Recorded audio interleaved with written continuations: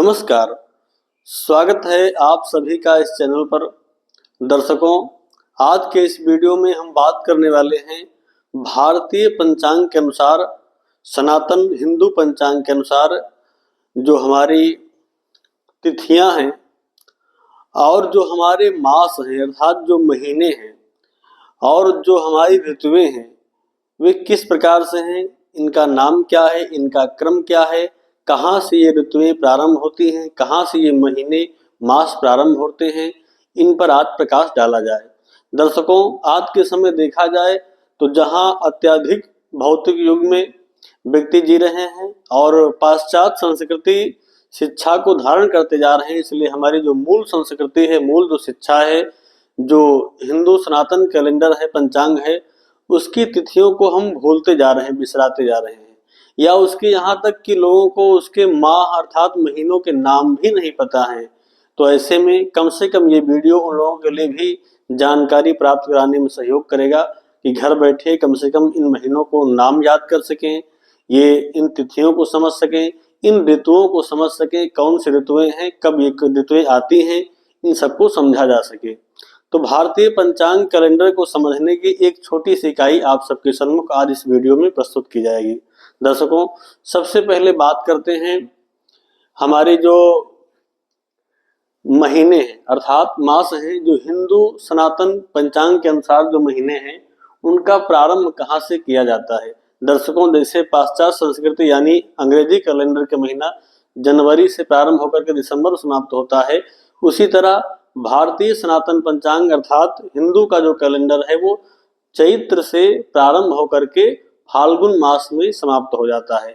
इनका क्रम क्या है, आइए समझते हैं। सबसे पहला जो हमारा महीना पड़ता है वो आता है चैत्र का महीना। चैत्र शुक्ल प्रतिपदा से ही हमारा जो है नववर्ष भारतीय नववर्ष प्रारंभ हो जाता है।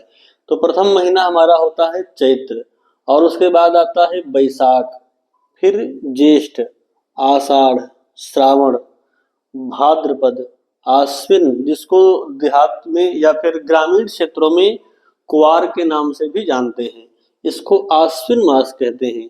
उसके बाद आता है कार्तिक मास और फिर मार्गशीर्ष अर्थात जिनको ग्रामीण क्षेत्र में अग्रहण के नाम से जाना जाता है, मार्गशीर्ष, फिर पौष, माघ एवं फाल्गुन।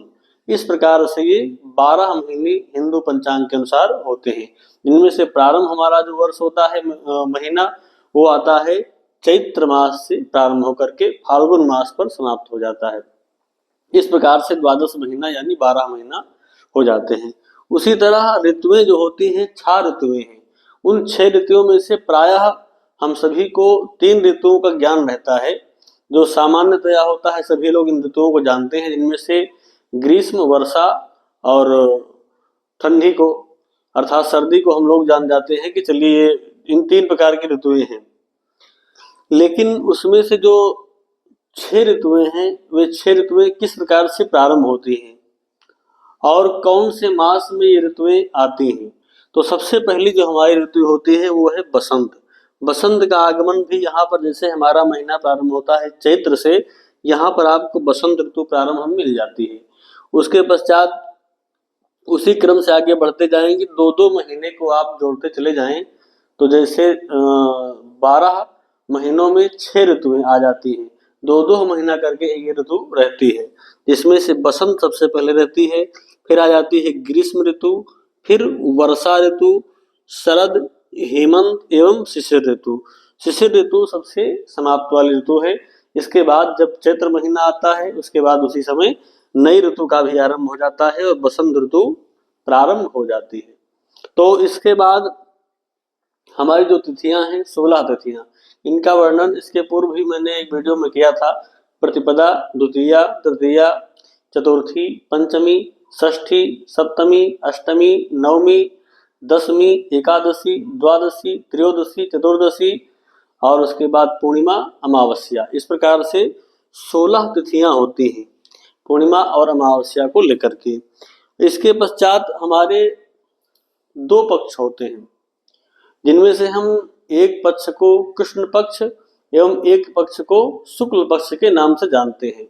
पूर्णिमा के बाद जब पूर्णिमा आ जाती है और पूर्णिमा के बाद जब जो पक्ष प्रारंभ हो जाता है प्रतिपदा से लेकर के वो अमावस्या पर्यंत उसको हम कृष्ण पक्ष के नाम से जानते हैं।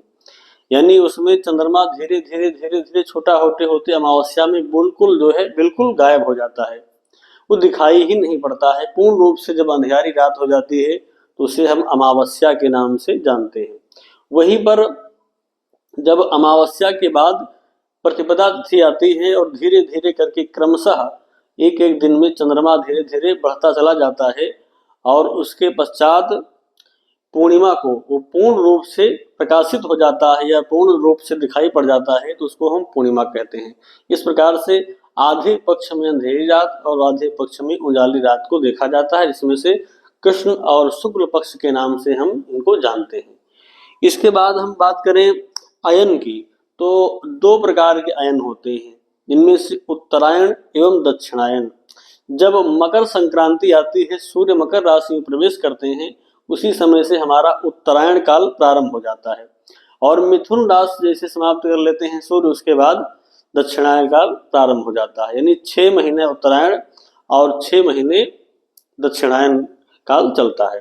तो दर्शकों, इस प्रकार से जो हिंदू कैलेंडर है, भारतीय सनातन पंचांग है, उसमें माह 12 महीनों के नाम क्या हैं ये आपको इस वीडियो में बतलाया गया।